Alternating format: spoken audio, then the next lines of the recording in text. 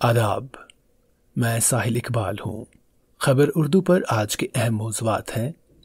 Police control room Srinagar में police व forces की जानिब से मुश्तरका प्रेस कॉन्फ्रेंस के दौरान कश्मीर रेंज के आईजीपी आईपीएस विजय कुमार ने कहा है कि नौजवानों की तरफ से खुशकबाजी को किसी भी सूरत में बर्दाश्त नहीं किया जाएगा। उन्होंने कहा कि श्रीनगर की तारीखी जामे मस्जिद के बाहर 5 मार्च को पेश आने वाले संगबाजी में मुलव्वस 39 नौजवानों की गिरफ्तारी अमल में लाई गई है, जिनमें से 1 दर्जन के करीब नौजवानों को पब्लिक सेफ्टी एक्ट के तहत जेल मुंतकिल कर दिया गया है। इन्होंने कहा कि संगबाजी किसी भी सूरत में बर्दाश्त नहीं की जाएगी और ऐसी कार्रवाइयों में मुलव्वस अफराद के खिलाफ सख्त कार्रवाई अमल में लाने से गुरेज नहीं किया जाएगा।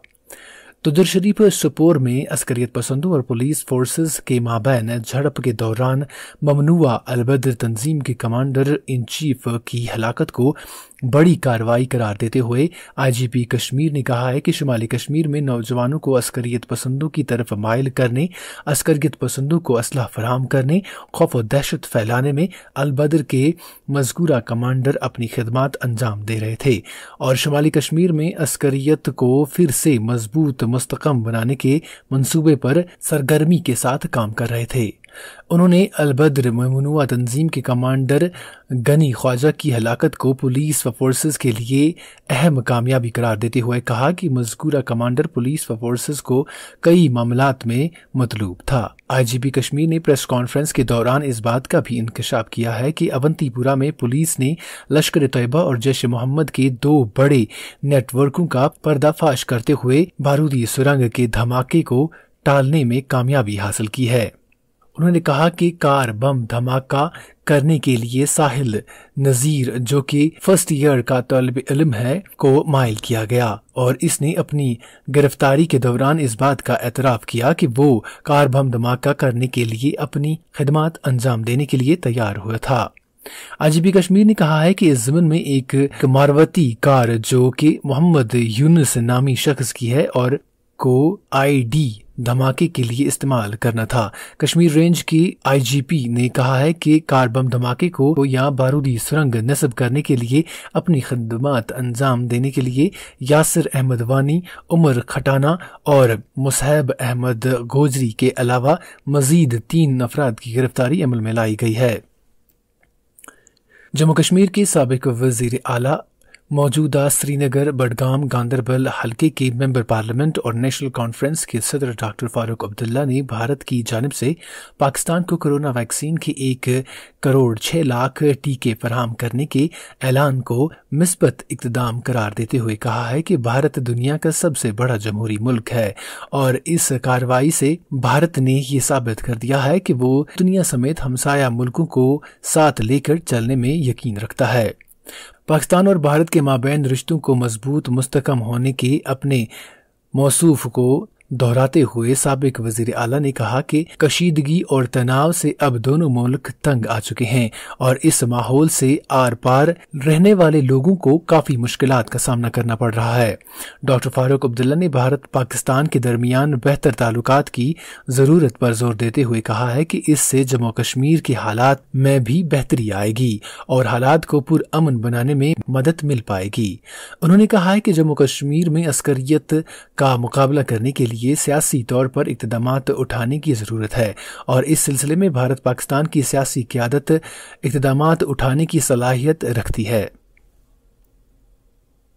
इधर डीडीसी चेयरमैनों, नायब चेयरमैनों और डीडीसी मेंबरान की जानिब से प्रोटोकॉल के खिलाफ एहतजाजी मुजाहिरा दूसरे दिन भी जारी रहा। सरमाई राजधानी जम्मू के प्रेस क्लब में डीडीसी मेंबरान, चेयरमैनों, नायब चेयरमैनों ने प्रोटोकॉल के खिलाफ दूसरे दिन भी एहतजाजी मुजाहिरे जारी रखे और सरकार से मुतालबा किया कि इनके साथ जो वादे किए गए हैं इन्हें अमलाने के लिए जल्द से जल्द इक़्तिदामात उठाए जाएं।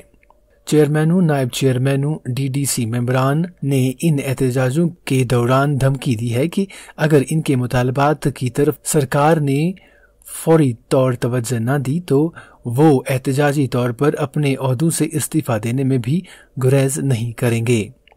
ادھر ڈی ڈی سی ممبران، چیئرمینوں، نائب چیئرمینوں کے مابین مفاہمت کے آثار اس قدر پیدا ہو گئے ہیں جب جموں کشمیر کے لیفٹیننٹ گورنر منوج سنہا نے ممبران چیئرمینوں کو بات چیت کے لیے مدعو کیا۔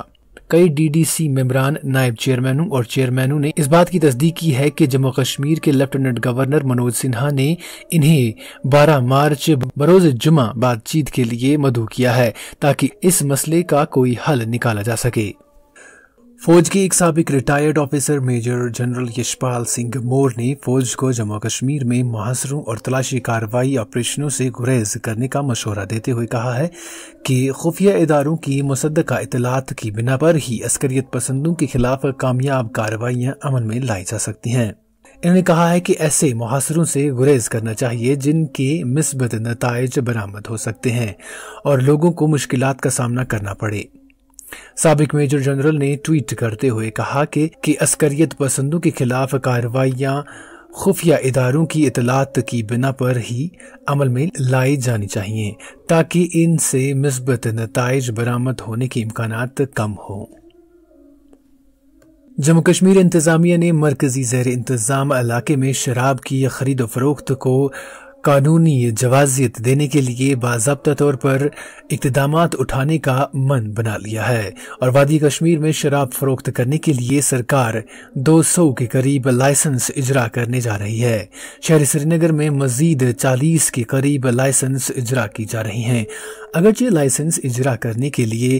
حتمی تاریخ مقرر نہیں کی گئی ہے، تاہم سرکار نے لائسنس اجرا کرنے کے لیے باضابطہ طور پر گائیڈ لائنز واضح کر دی ہیں۔ شراب کی خرید و فروخت کے سلسلے میں ڈومیسائل سرٹیفکیٹ کو لازمی قرار دیا گیا ہے اور ڈومیسائل سرٹیفکیٹ کے بغیر لائسنس اجرا نہیں کی جائے گی۔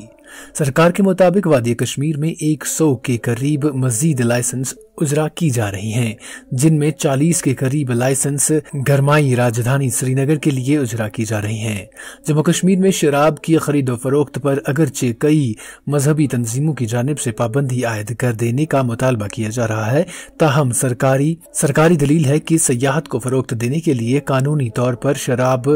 فروخت کرنا انتہائی لازمی ہے۔ جموں کشمیر کے ایک اور حصے گلگت بلتستان کو پاکستان کا 5واں صوبہ قرار دینے کے لیے راہ اس وقت ہموار ہو گئی جب گلگت بلتستان اسمبلی نے متفقہ طور پر ایک قرارداد پاس کی جس میں گلگت بلتستان کو پاکستان کا 5واں صوبہ قرار دینے کا مطالبہ کیا گیا۔ ممبران اسمبلی نے متفقہ طور پر پاس کی گئی قرارداد میں اس بات کا ذکر کیا ہے کہ گلگت بلتستان کو پاکستانی قومی اسمبلی اور سینٹ میں نمائندگی دلانے کے لیے اقدامات اٹھائے جائیں اور گلگت بلتستان کو 5واں صوبہ قرار دینے کے لیے قانونی تقاضے پورے کیے جائیں۔ پاکستان کی وفاقی حکومت کی ایک سینئر وزیر نے اس بات کی تصدیق کی ہے کہ گلگت بلتستان اسمبلی کی جانب سے متفقہ طور پر قرارداد پاس کی گئی ہے جس میں انہوں نے گلگت بلتستان کو 5واں صوبہ قرار دینے، سینٹ اور قومی اسمبلی میں نمائندگی دینے کا مطالبہ کیا ہے۔ پاکستانی وفاقی وزراء نے کہا ہے کہ گلگت بلتستان اسمبلی کی جانب سے پاس کی گئی قرارداد کا جائزہ لیا جائے گا اور جو بھی مناسب کارروائی عمل میں لانی ہوگی قانون کے مطابق عمل میں لائی جائے گی۔ ادھر گلگت بلتستان اسمبلی کی جانب سے پاس کی گئی قرارداد کے بارے میں فی الحال بھارت کے وزیر داخلہ کی جانب سے کوئی بھی بیان سامنے نہیں آیا ہے۔ کرونا وائرس کی وبائی بیماری کے جموں کشمیر میں ایک دفعہ پھر تیور سخت ہونے پر ماہرین حفظان صحت نے سخت برہمی کا اظہار کرتے ہوئے کہا ہے کہ کرونا وائرس کی وبائی بیماری سے محفوظ رہنے کے لیے صوبائی انتظامیہ نے گائیڈ لائنز واضح کی تھی، تاہم کرونا وائرس کی وبائی بیماری میں کمی آنے کے ساتھ ساتھ پوری وادی میں حکومت کی جانب سے واضح کی گئی گائیڈ لائنز پر لوگوں نے عمل کرنا چھوڑ دیا اور اب 100 میں سے صرف 15% لوگ ماسک استعمال کرتے ہیں، جبکہ سماجی دوری قائم رکھنے کی اب ضرورت محسوس نہیں کی جا رہی ہے۔ ماہرین کے مطابق صورتحال جہاں دن بدن بد سے بدترین ہوتی جا رہی ہے، متاثرین افراد کی تعداد میں ہر دن اضافہ ہو رہا ہے، وہیں سرکاری اور پرائیویٹ اداروں میں بھی گائیڈ لائنز کو اپنانے کی ضرورت محسوس نہیں کی جا رہی ہے۔ ماہرین کے مطابق سرکاری دفاتر میں میٹنگوں کا بڑے پیمانے پر اہتمام ہو رہا ہے اور ان میٹنگوں کے دوران سوشل ڈسٹینسنگ قائم رکھنے، ماسک پہننے کی طرف کوئی بھی توجہ نہیں دی جا رہی ہے۔ امریکی فوجی افسر ایڈمرل فلپس ایس ڈیوڈسن نے اس بات کا انکشاف کیا ہے کہ لداخ میں چینی لبریشن آرمی ابھی بھی موجود ہے اور دونوں ممالک کی فوج ایک دوسرے کے مد مقابل کھڑی ہے۔ امریکی فوجی افسر نے سیٹلائٹ تصویروں کا حوالہ دیتے ہوئے کہا ہے کہ پینگونگ جھیل اور اس کے آس پاس کی پہاڑیوں سے چینی لبریشن آرمی نے جزوی طور پر انخلا کیا ہے اور صورتحال ابھی بھی تشویشناک بنی ہوئی ہے۔ مذکورہ فوجی افسر کے مطابق چین کے کہنے اور کرنے میں واضح فرق ہے اور چین خطے میں کشیدگی اور تناؤ کو اپنے اغراض و مقاصد کے لیے برقرار رکھنا چاہتا ہے۔ انہوں نے کہا ہے کہ امریکہ بھارت کو ہر ممکنہ مدد فراہم کرنے کے لیے اقدامات اٹھا رہا ہے تاکہ مشرقی لداخ میں بھارت کی فوج کو کسی بھی مشکل کا سامنا کرنا نہ پڑے۔ انہوں نے کہا ہے